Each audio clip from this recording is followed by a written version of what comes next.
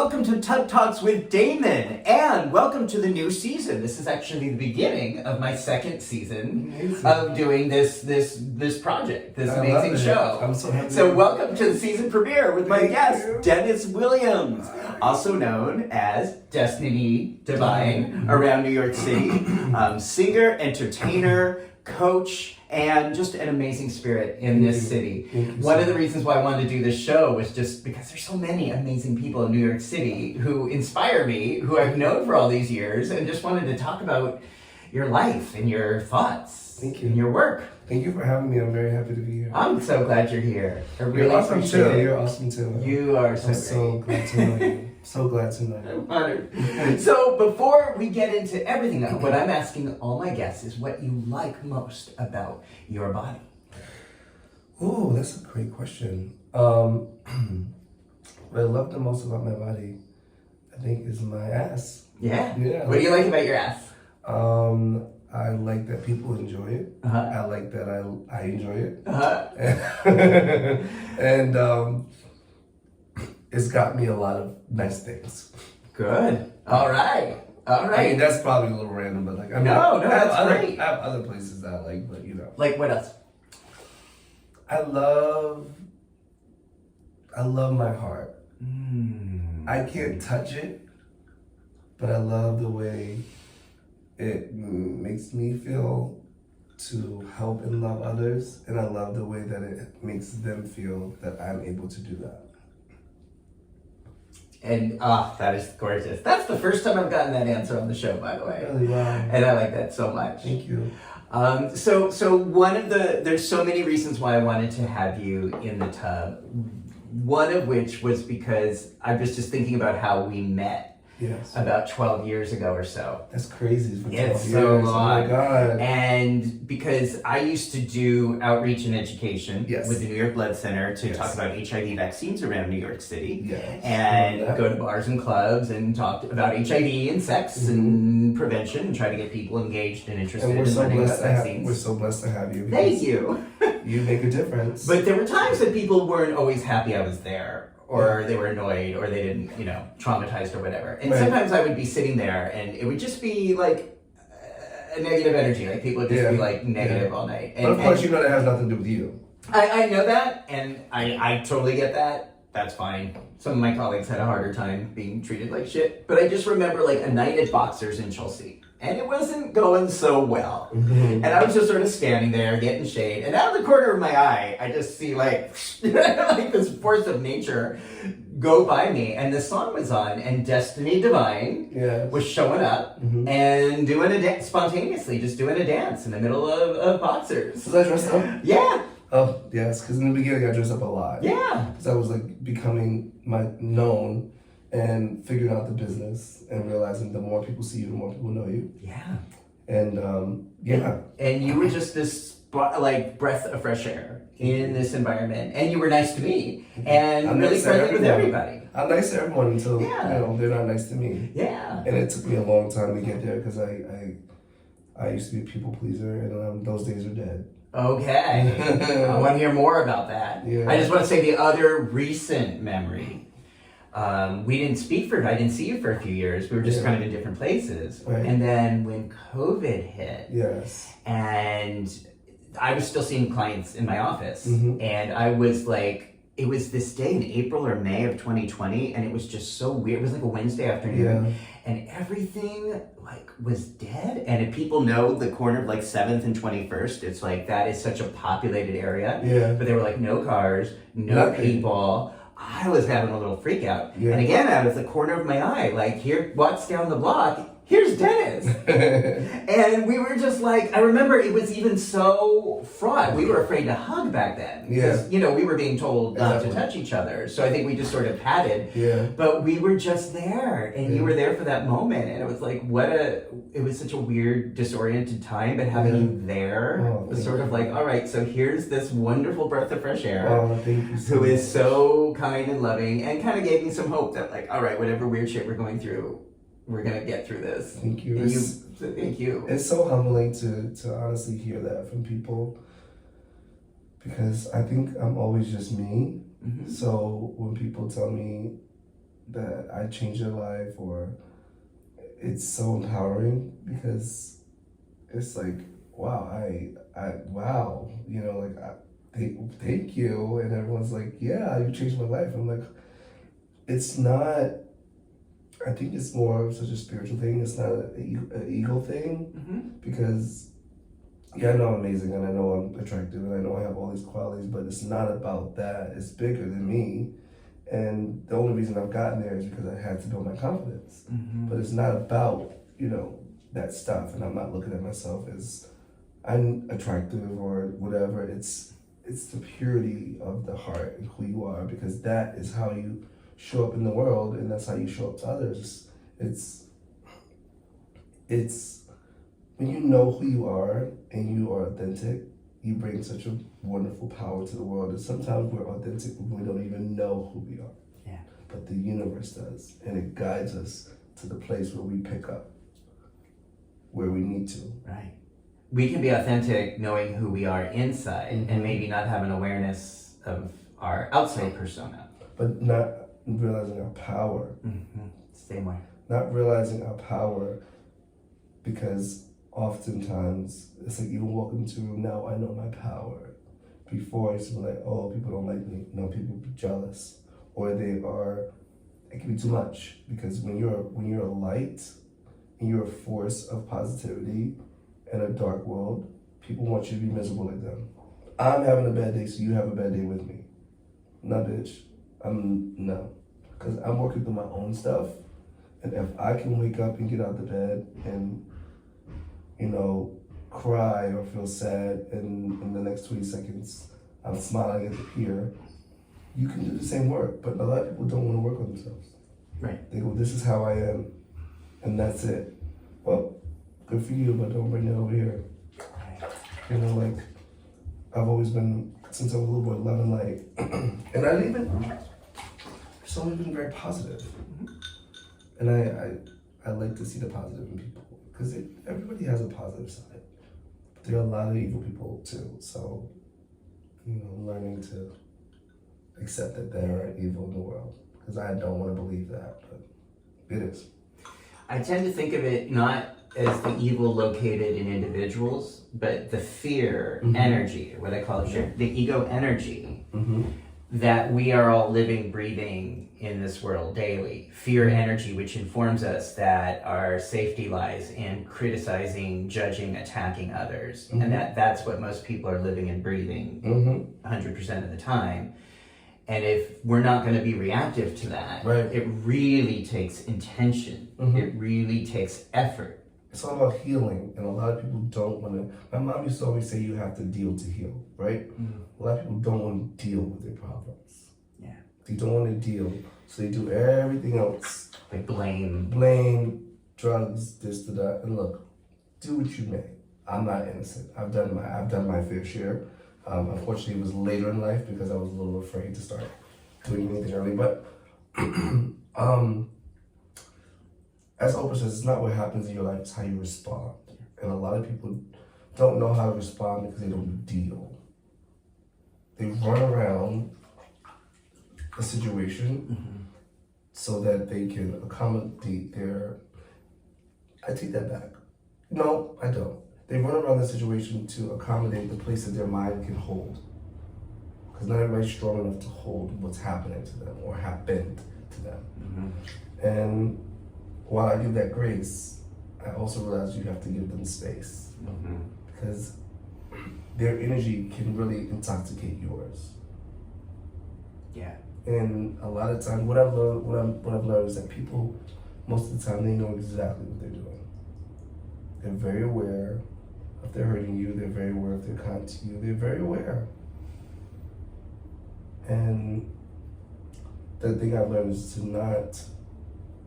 It's about responding and not reacting. Right. Sometimes not responding, not reacting, and definitely not perpetuating. And not making it about you. Right. Because they're crazy and got shit to do with you. Right. So Dennis. Yes. I do want to wish you a belated happy birthday. Thank you I know so people are going to be watching this all year round, but 36. you just celebrated a milestone, 36. Yes, I'm very excited. And I'm almost 40. I'm like, people are like, oh, it's only 4 years. That's still almost 40. What do you think about turning 40? What are your thoughts? I'm excited. Yeah. I mean, I feel blessed that God gave me another year. We made it through COVID. Yeah. Like, I know a lot of people that did not make it through COVID. So Yeah. you gotta count your Just speak blessings. up. I want to make sure everyone can hear. You gotta count your blessings and be grateful for where you are and how far you've come. Yeah. So I'm grateful to be here. You know, it's 36. I've been alive 36 years. That's a pretty long time. Yeah. Mm-hmm.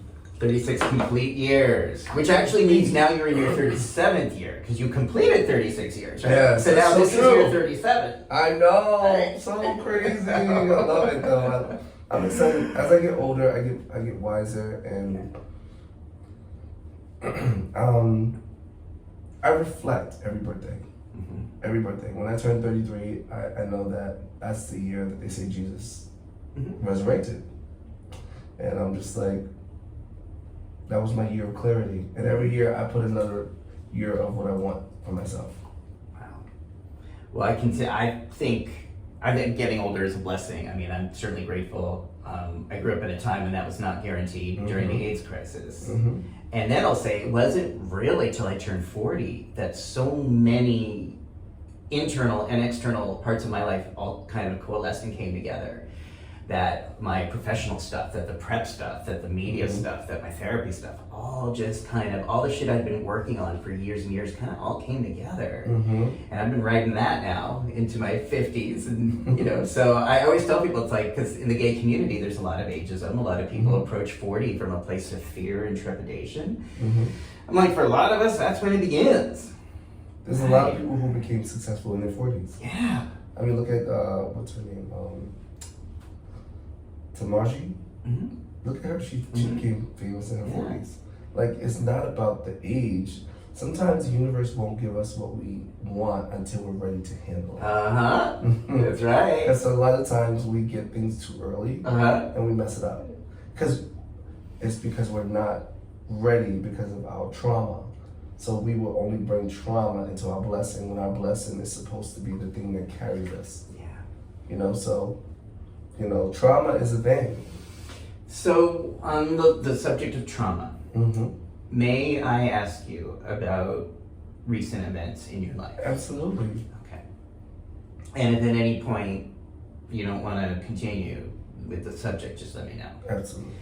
But you have been speaking recently and shared publicly about a very traumatic experience that happened to you in New York City. Mm-hmm. Would you share with me and with the audience what recently happened to you here? I was attacked by the police for mistaken identity. And they slammed me to the ground, and I have some scars on my body. I'm not I feel like I was punched, and I think my body was just in so much trauma. They didn't ask for ID. They did not, didn't even tell me why I was arrested until I got to the jail. And it was a very scary experience. I'm just glad that they didn't shoot me. And I'm glad I spent 2 nights in jail. And that was a very scary experience, but it opened my eyes that even though I think that I'm just Dennis, that people still view me as a black man. And I realized that, even though I have a beautiful heart, that doesn't matter to people who only see with their eyes. And I'm going back to court in October. I wish that it could just be over, and I've unfortunately been blocked by my job. And I work with the Department of Education with kids, and I love working with my kindergarten to 5th graders. They're so magic. They make my life so much better. There are times I don't even want to get out of bed, and I know that they're there, and I think about their smiling faces and how happy they are when they're like, Mr. Williams. And I can't do that right now because I am being held for assault with a deadly weapon. Who is not you. That's No, the mistake. it's not. identity. Yeah, mistaken identity. Deadly weapon, drug possession, and resisting arrest. Assault on the second degree. And I still don't know how to quite read police things because I've never been in jail before. But yeah, and it's very, very heartbreaking to go through an experience like that when you know that you're not the person that did it, and they don't listen to you. They don't listen to you at all. And spending a night in jail with criminals. One thing I can say I took positive from that is that they, even though these guys are hardcore criminals, they do have a soft spot. They started calling this thing called trending called Hoochie Daddy. Hoochie Daddy? Hoochie Daddy shorts. And I had short shorts. And when we finally got, after the 2 days of being there, I was just praying like, God, get me out of here. I was so hungry. I was very hungry, very afraid, and I had no idea of who this person was that they said I assaulted. But when I was getting out, it was, they cuffed us all, and I think that was the hardest part for me, to be in cuffs. I was just like, what's happening to me? What's happening to me? And they were so nice to me. The guys, like they were. The other people on the they were so not nice. the cops, but No, the cops were shit. Right. No, some of them were nice, but like the guys in the cell were very protective of me, and they were like, "You're gonna get out of here. You're gonna go home." And they were like, "We've done worse stuff than you. You're gonna go home." And because I was an emotional mess, and I was like crying, and I was worried, and it was funny. It was 20 of us, and they split us 10 and 10 because they put you. I went to central booking, so they put 10 in one cell, and you have to talk to your lawyer, and then they put 10 in the other cell. And the guys were super nice to me, but I was just. The attorney said to me that they had the worst lawyer in New York City there. I mean, the worst judge. And they were like, well, what might happen to you is you might get put in jail for $10,000 bail. And you have anybody we can call. So I gave my grandma's number. So from that point, I was just like, I'm gonna spend my birthday in jail. Because this was right before your birthday. Mm-hmm. September 2nd. September 1st or 2nd, yeah. And I kind of just put my hands up at that point. Because I'm like, what am I going to do? I'm at these people's mercy. And unfortunately, the justice system is very fucked. Because everybody in there was black and Latino. There were 2 white guys that they let out before us. So I'm grateful to be out. Unfortunately, I do have to go back to court. We're subpoenaing videos right now of where I was, so you can see that it wasn't me. But I have hope. I know that I'll be fine and everything will work out. I prefer to be victorious and not a victim by the situation. I just want to figure out what I needed to learn from it.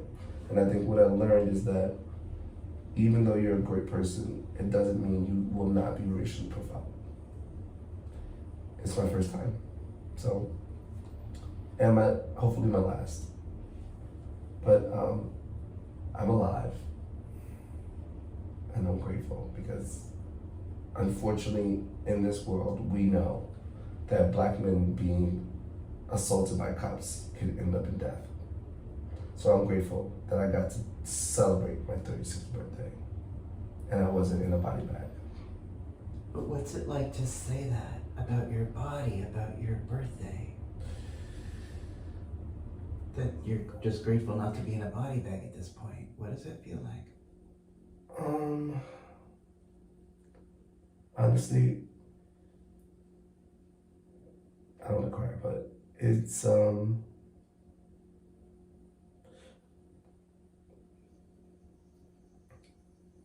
it's pretty traumatizing, to be honest.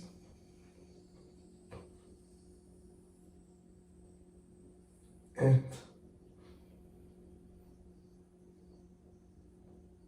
I would never want my niece and nephew to, or anybody to go through that. If anything, I do hope it would be quick for me if it did happen. Mm-hmm. I don't want to suffer too long. But I'm glad I'm here.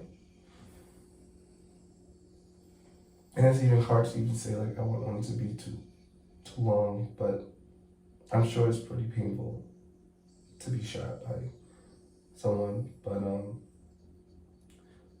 yeah, I mean, I have no idea. I don't even know what to say. I'm lost for words, to be honest.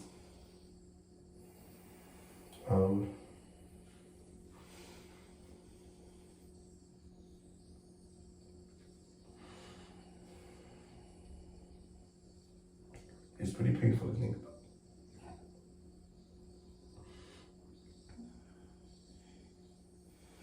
Yeah, so. And I thank you. Thank you for saying that. Thank you for telling the truth. Absolutely. It is, and I think it is so important people know that this happened, Mm-hmm. to know that it's still happening. Mm-hmm. I had another guest friend Mm-hmm. in the tub who spoke to this recently. My friend Ace Robinson, previous tub, who again here in New York City Mm-hmm. was simply on his steps, was attacked, assaulted, traumatized by the New York Police Department.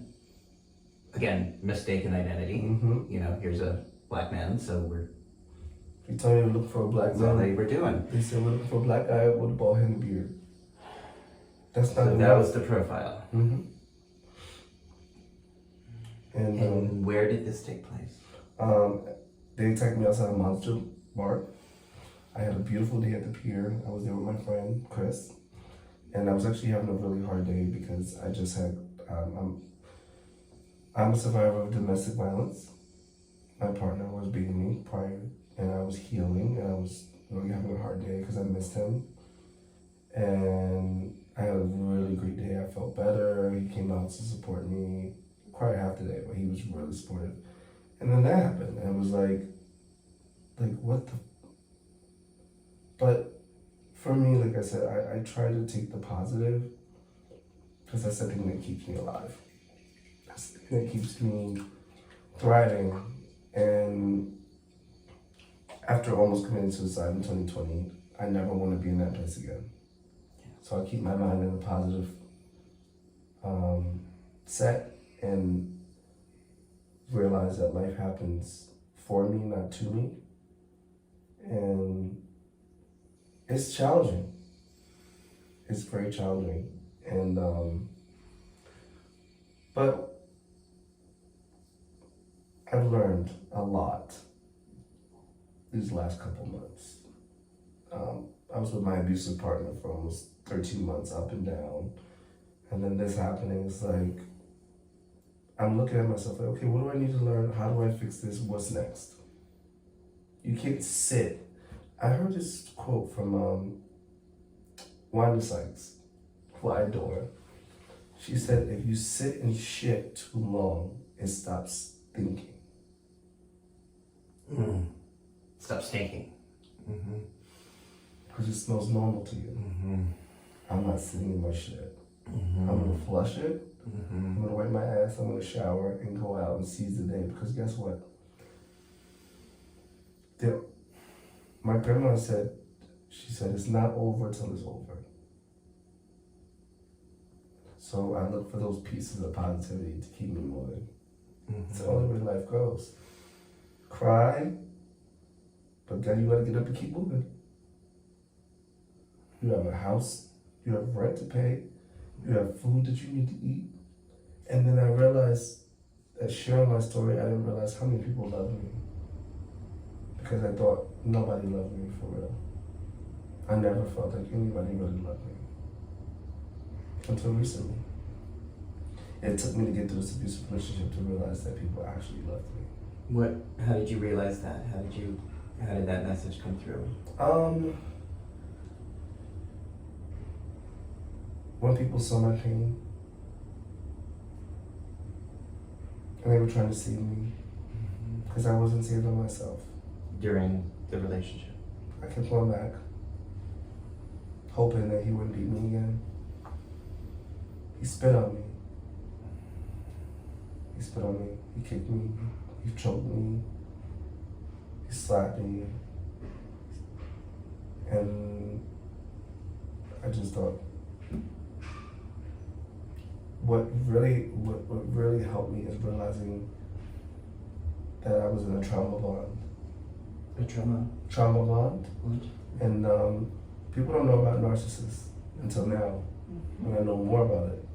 So I realized I was in an abusive, narcissistic relationship.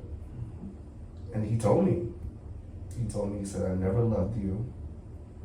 I only love to control and abuse you. He told me this at dinner at a really nice restaurant. Very, very gently and soft and quiet. Because I think he was, it's called reactive abuse. When someone's abusing you and you respond. I couldn't. I was too in awe of the fact that somebody would say that. But like I said, learning these things help for the next experience. And now I can help other people. When it's like, oh, this guy invited me over immediately. Girl, red flags. Because it's not love. It becomes an illusion because they create this illusion that they love you to control you. Mm-hmm. Because they see that you're vulnerable. And when you're vulnerable, what I've learned now is that people can feel that. Were you vulnerable?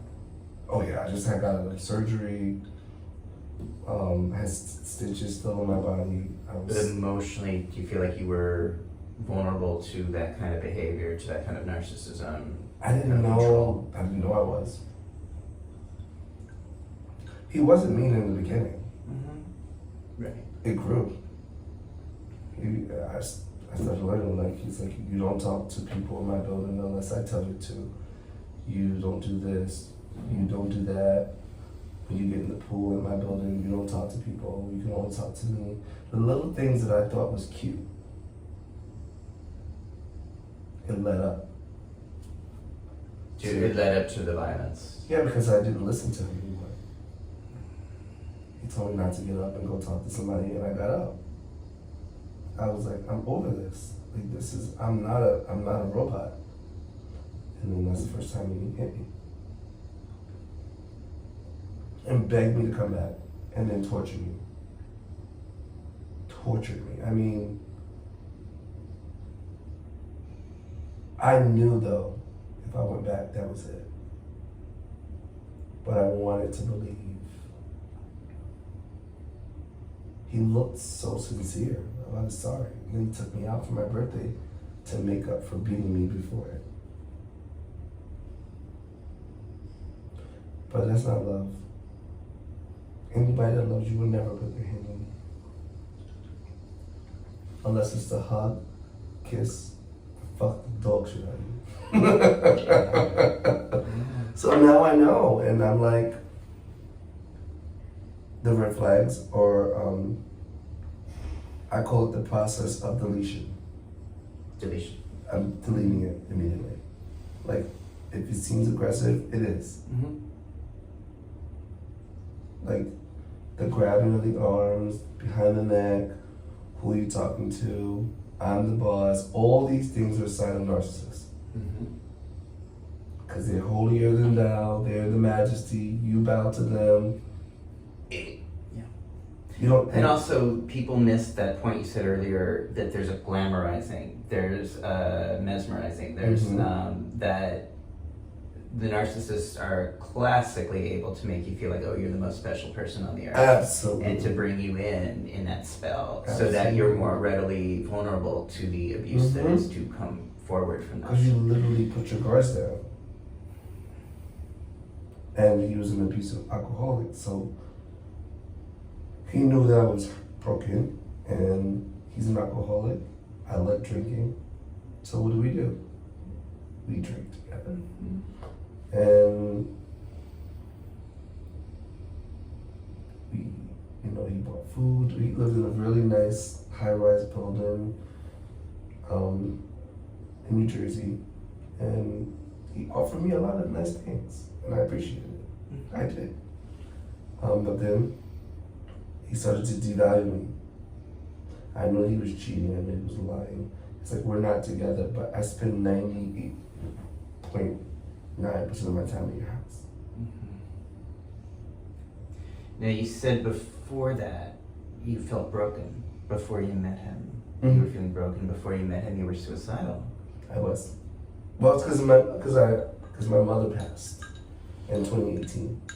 So I didn't want to live without her because she was my best friend. So I was over it. And then, like, between that, my grandma, who I love very much, a little narcissistic, and I realized that my family is also narcissistic, but it stems down from people not dealing with their problems. And when you realize you're different, you really separate yourself, it can be lonely. Because you're like, this doesn't work for me anymore, and I know that I need to make clear boundaries with you because my mental health is at stake. If you don't do this for me, I will never talk to you again. That's the conversations that my family has. When you're trauma bonded, you only want them to accept you. You do whatever they're gonna say because you don't want to lose them. The truth is, they ain't been doing shit for you, but manipulating you and hurting you and gaslighting you. And you learn it, you're like, so your whole life has been a lie dealing with these people. Because they don't see you as a human. When they help you, it's for their gain. I'm a nice person. Look what I did for this poor person. He has this poor unfortunate soul. When you in your mind do it out of genuine love, it's not the same. So that was coming from within your own family that this was happening. Yeah. It took for my mom to die for me to actually pick that up. Cause like when my mom died, it was like a floodgate for them to be douchebags. Cause she wouldn't put up with it if she was here. Was she kind of a buffer? She was my advocate. Okay. She's like, don't fuck with my son. I'll kill you. Cause she knows how sweet I am. She knows that I'm gentle and loving, and she's like, I love you. She's like, my mom used to tell me, you're the best thing that ever happened to me. Because I was preemie. I almost didn't live. I was 4 pounds living out since I was born, very early. And I survived. So I have the life of a survivor, which is awesome. You really do. I do. Did you actually make a suicide attempt? I did. I almost jumped off the bridge into the Hudson River. I was on my way and my friend came and got me. What did your friends say? Well, I remember writing on Facebook, like, thank you guys for everything. And I think I wrote, like, you can find my body here. Was that like a call for help? No, I was done.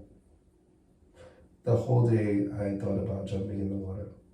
I was jogging at that point I was very sober. And I was just like, yep, this is it. And I planned all day how to do it. And I was listening to the song Only Human by Christy Perry.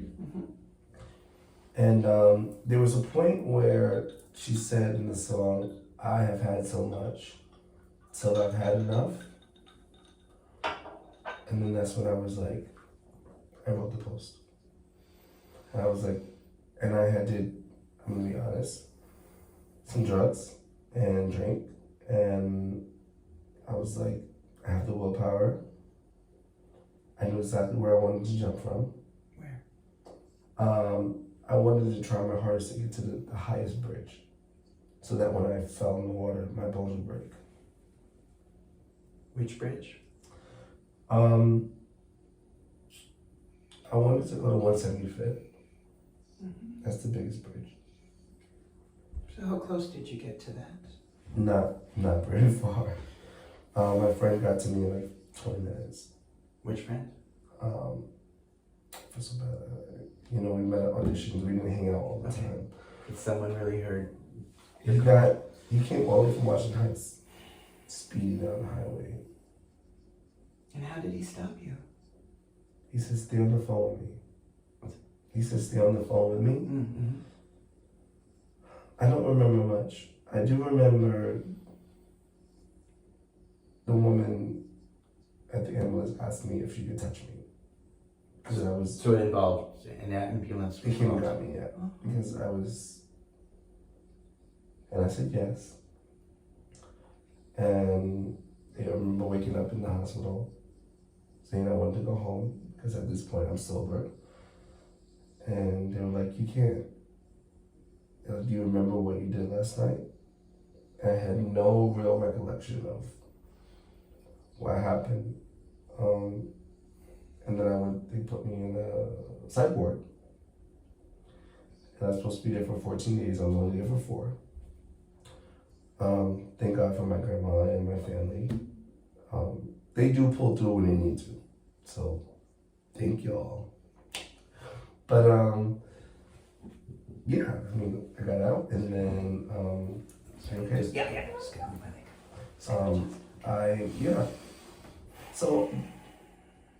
I got out and then, while I was there, I learned a lot about myself. What'd you learn? Again, that I was loved.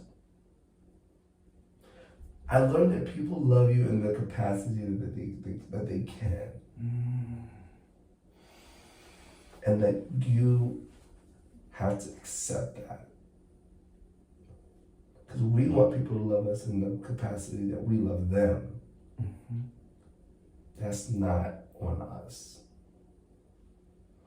And it was their love that got me out, because they were like, "Oh, you have a support system."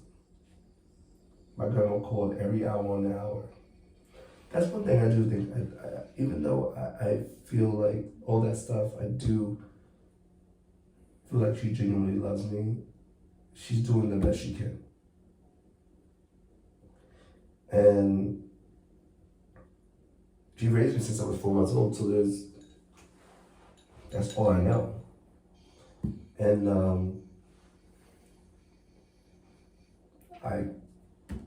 I started my company, Who Cares I Care, when I got out.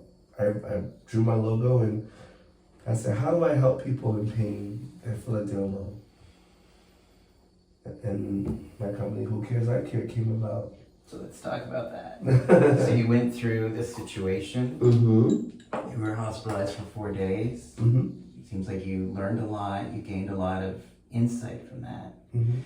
And then decided that you wanted to help others. Mm-hmm. And so you started the company, Who Who Cares Cares I I Care. Care. Mm-hmm. It's a great name. So tell me about the company. So my company, Who Cares I Care, we do motivational speaking and empowerment for the LGBTQIA plus community. Uh-huh. I also help to educate and invite us to mental health and therapy services, Mm-hmm. which is very much needed. Mm-hmm. I have been so blessed and honored to partner with Metro Plus Health Uh-huh. to help LGBTQIA plus people get healthcare, mental health services, as well as STAT benefits if they don't have food or homeless. Wow. Wow. So I do use my life as a force of inspiration. So you consult with like companies and employee groups? Mm-hmm. Do you do individual? I do Counseling one-on-one sessions. life coaching sessions, Uh-huh. which I love. That actually really makes me so happy. I love helping others because a lot of times we don't realize people are going through the same similar situations. Mm-hmm. And it's like, oh good, I know what to do with this. I know how to help them with this. And to see people grow and heal, it's like very exciting. It gives me this euphoria of like, and it's not about, yeah, I did that. It's about, yeah, we did that. To the tango, baby. Yeah. You can take a horse to the water, but you can't make it drink. Yeah. So if somebody's taking your advice and they're going for it, like, good for you. Yeah. Get them, tiger. You know? So my life experiences don't make me a victim, they make me victorious. Every day that you're alive, it's like the universe going, what did you learn today? What did you learn today? And even just today, I've learned that the worst thing you can do is suffer in silence.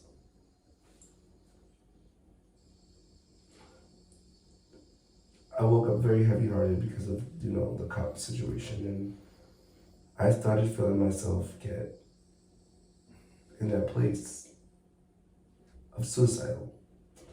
And I said, oh, no, we don't do that again. What do? We speak out. So I put it on Facebook, like, hey, what's up? I need help. You posted today. I sure did. I was like, I need help. Somebody help me.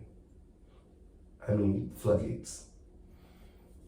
And I'm so grateful for it because instead of trying to be a person with status or, what do you call that when someone they're very stoic. I was like, no, I'm in pain. I have two very big things on me between the abusive relationship, missing him, and going to his cops. I need help. This is too much for one person to handle. And I put it out, and I mean, within a matter of 5 minutes, my phone was called, like full of calls. So what did that remind you? That I'm loved. And I kept thinking to myself, this is it. I'm done. You just felt that today. I did, yeah. I was like, I don't want to do this anymore. I'm done.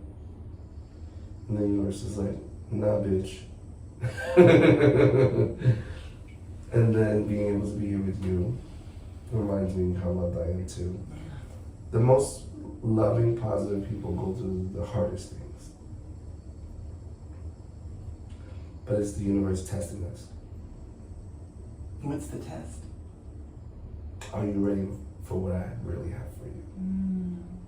What do you think that might be? Oh, great things. Yeah. I mean,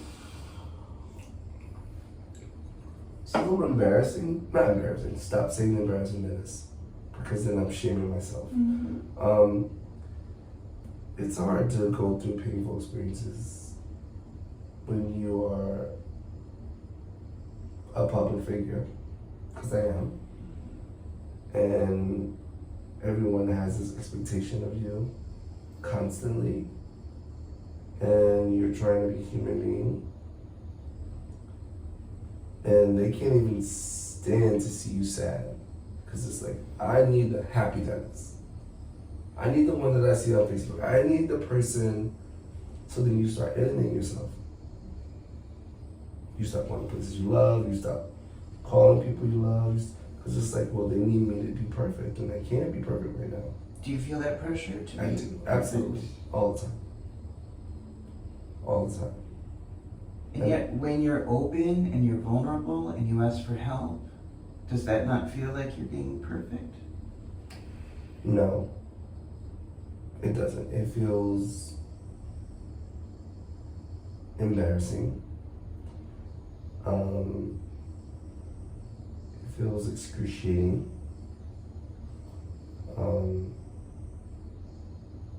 Like I'm imposing. But I didn't feel that today. What was different today? I remember the old me. I remember that moment of that breaking point. And I was like, I don't want that again. I don't deserve that. And I posted. The universe was like, post it. And I was like, I'm afraid because now I'm blocked from my job. I can't make money. I'm down to $100, $150. My bill's coming out. And I'm like, what am I gonna do? And then people were like, I'll help you. And the moment, I'm telling you, the moment I posted that, what's your Cash App? What's your Venmo? What's your, and I'm like, are you sure? And they're like, you help the world. Mm-hmm. And I'm like, the messages I saw was just like so heart beautiful, wrenching, like in a good way. It's like, this woman's like, I met you 8 years ago in a Starbucks. And I haven't forgot you. She was like, I live in Buffalo, but I'm gonna go to Western Union and send you something. Isn't that interesting? Because the impression you had on me, the impression you had on her, Mhm. the impression you had on a lot of people is quite memorable. And to me, it's, But you don't even realize that. I don't, because it's just me being me. Yeah. Now in your life, are there people who you can turn to? Is there a therapist you're working with, or people you can turn to if you're really feeling on the brink of suicide? Or even if you're not feeling on the brink of suicide, people you can talk to about In the your feelings. honor of Suicide Prevention Month, because this is Suicide Prevention Month, Yeah. I have 2 therapists. Okay. Mm-hmm. Do you feel like they're helpful? Absolutely. How are they helpful? They hear me, they see me, they feel me. I know they feel me, I can see in their eyes. There's times where I talk to my therapist and I can see their eyes welling up, and I feel bad that their eyes welling up, but they're like, don't worry about me. Mm-hmm. And it's like, when people can feel you, they know that there's pure. And that's one thing I'm never gonna change. I'm not gonna stop being a pure, beautiful person. I think that would be a discredit to why God and the universe has me here. What is, if you didn't say it already, what do you feel intuitively is the reason that God has you here and going through so many obstacles in this world? Is there a plot? To show people that love is there and positivity can create change, Mm-hmm. and that you deserve to be here. Mm-hmm. And that's what I continuously tell myself. God doesn't make mistakes, people do. Yeah. But those mistakes are there to refresh and reset us if we allow it. And that's what you're working with right now, Mm-hmm. is trying to learn lessons from these violent acts against Mhm. your body. Mm-hmm. It's very interesting to have one thing here, one trauma here, one trauma, because he messed up. The guy was saying messed up my arm here, Mm-hmm. and What did- mark here. Well, to be honest, I don't really remember a lot. I feel like at one point I was unconscious for sure on the ground.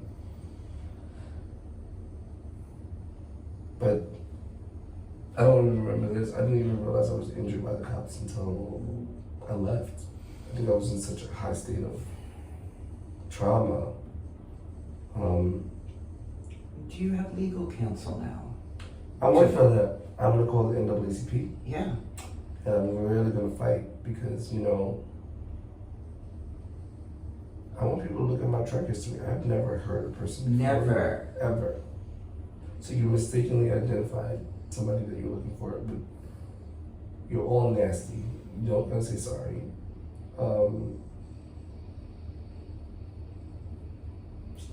I have to do what I have to do. Yeah. And I'm even really going to call the cops to press charges against my ex too.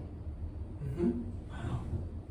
Because before I was afraid, and I realized people that are mean and evil deserve to be put behind bars, not people like me.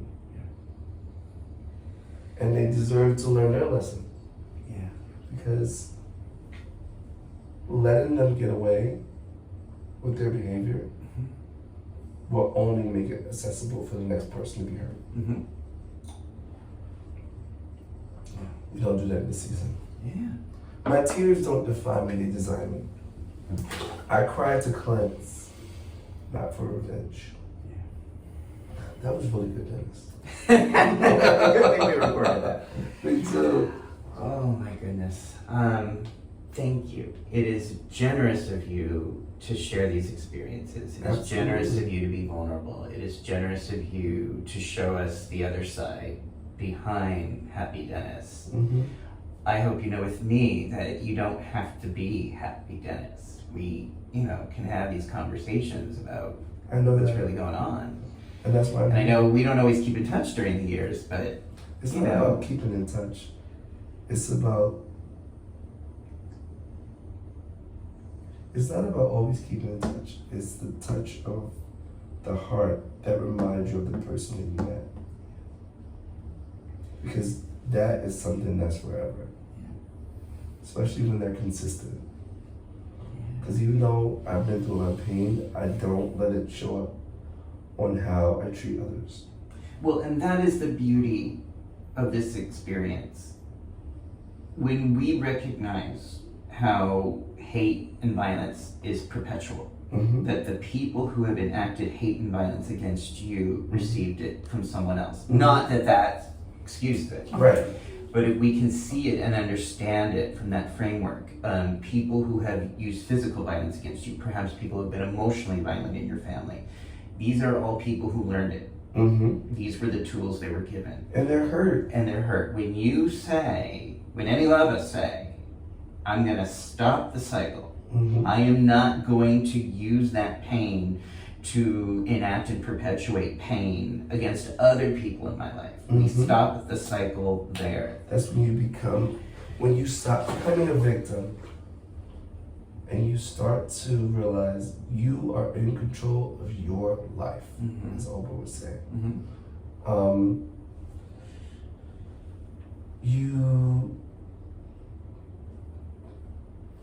You have to pick it up at some point, because what you do really does affect other people.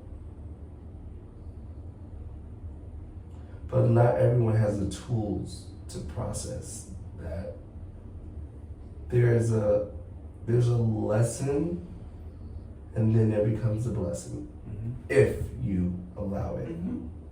You are in control again of your life. I could have laid in bed and I cried this morning. I called people. I do what I did, but I got up. I got on the train. I got here. Cause what's laying on bed gonna do? What they gonna do for me? I come here and I get to talk and express myself and talk and be. I love that I am able to be that strong, but through this pain, it's taught me to get stronger. I'm not dead. You're only dead when you give up. When you give up, it's over. And when you give up on you, people give up on you too. Not all the time, but when you show people that you're not gonna fight anymore, they're not gonna fight for you. And everybody on my messages were like, I can't believe that happened to you, such a sweet soul. I'm like, and I'm glad people know that, because I am. Dennis, at this point, do you have like a spiritual practice or connection with higher power? Absolutely. I meditate 9 times a day. I do have my crystals. And I do believe in spirituality. I'm not religious. I think religion divides, spirituality unites, because we are spiritual beings having a human experience. And what disconnects us is people's agenda of control, which is also a form of narcissism. And when you realize you're here for a purpose, you start to live on purpose. And you move and designate everything that you do for that purpose. And then once you release the control of living for other people, as well as trying to control how you're going to live, you start to be in flow. And and I meditate. I love doing mindfulness meditation. Does that help on the mornings when you wake up and just feel so much heaviness in your heart that part of your mind starts to think about not wanting to be here? Does that help? Sometimes it's so heavy you can't do that. But I figure out now what it is that does. And that first thing is getting out of bed, cleaning, that's a form of meditation, and counting your blessings. I have a bed to lay in. I have food to eat. I have cell phone networks. I am talented. I have a great heart. I'm attractive, which can bring me a lot of things, darling. Yes. But and what you said today, you relearned on using Facebook today. You relearned.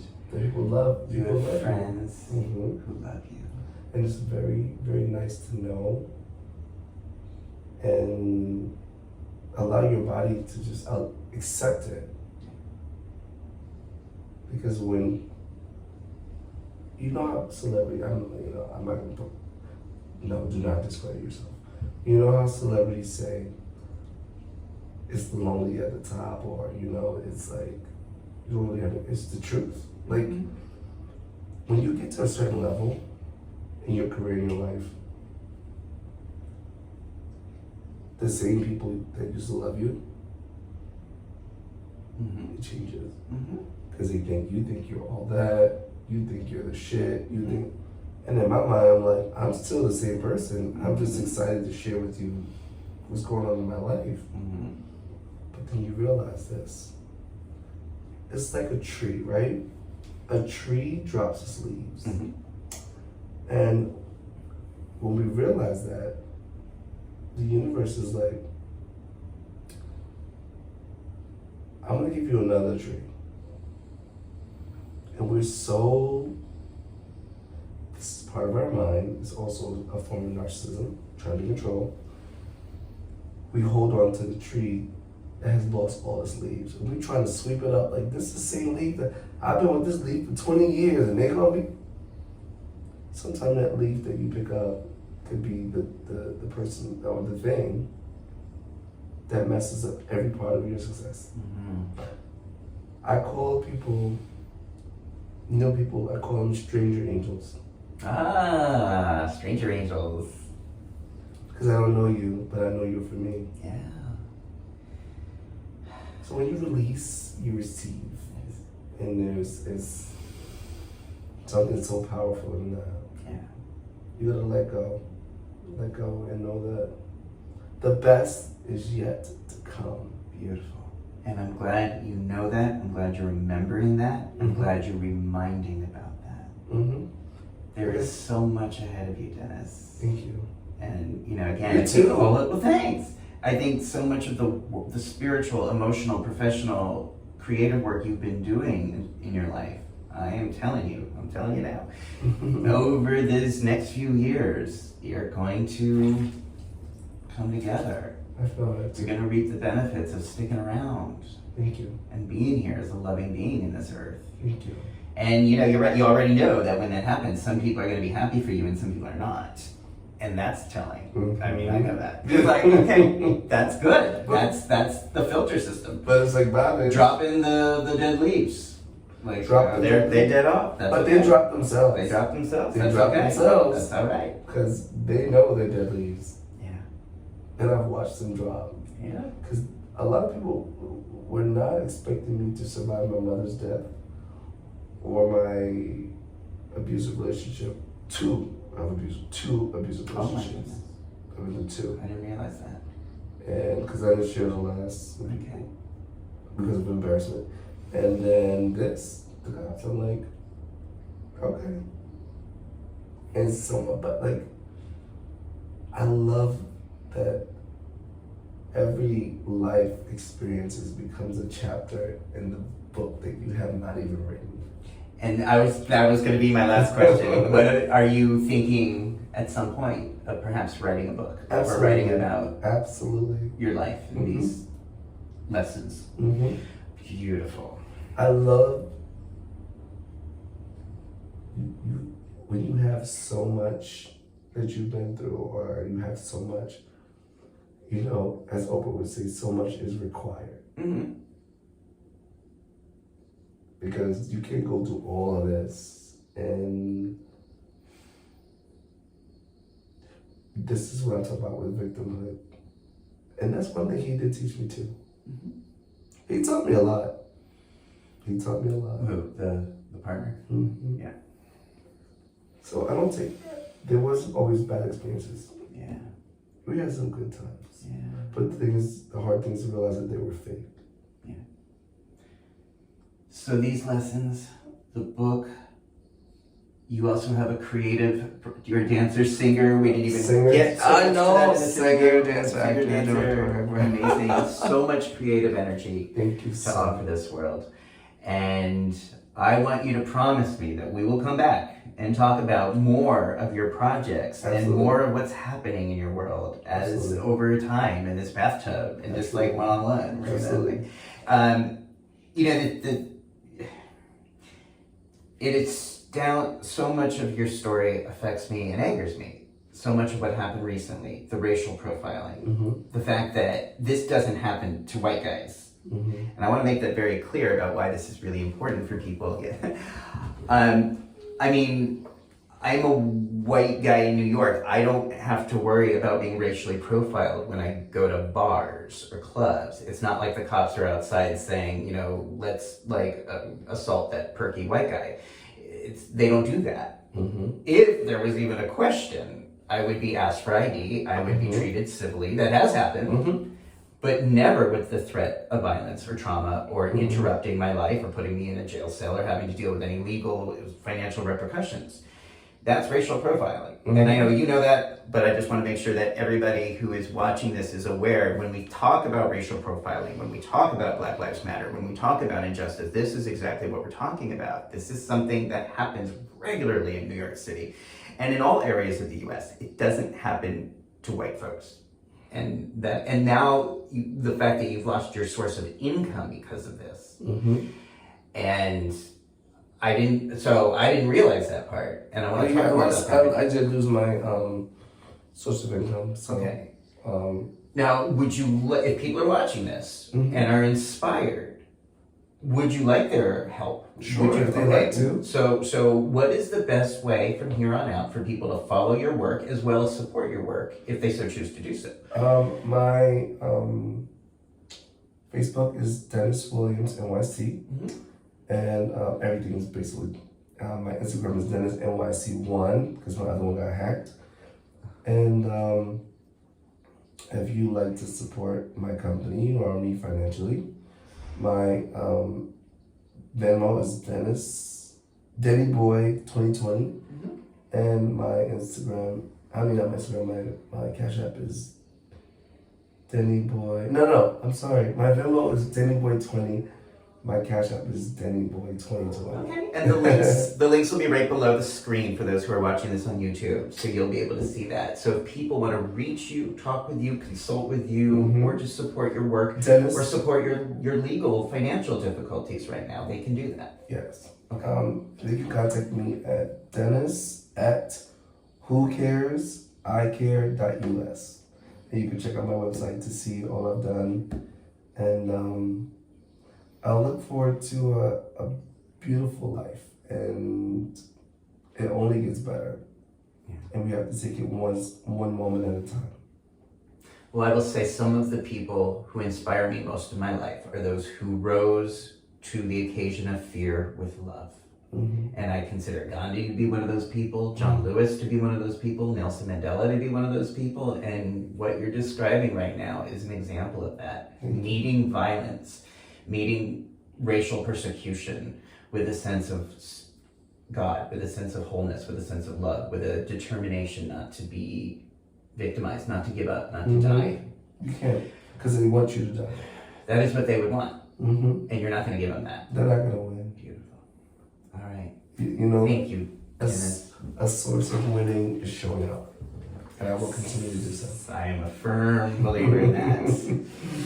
Folks, Thank you so much. thank you for watching Tub Talks. Welcome back to season 2. And if you like what you're seeing, please share this with people who you think could learn from, benefit, or grow from this experience. Dennis has many words of wisdom to share that I think are beneficial for all of us. And if you want to see more Tub Talks, please subscribe. Press that little red thing down below. Subscribe and continue to think about how we can stand up in our lives for loving change and social justice, and keep fighting the good fight. Keep showing up. Thank you, my dear. Remember 3 things. Mwah. I always say this before I leave. Number 1, you're beautiful, you are talented, and you deserve to be here. Thank you so much. And I repeat those words right back to myself as I say to you. Thank you so much. Namaste. Bye, everybody.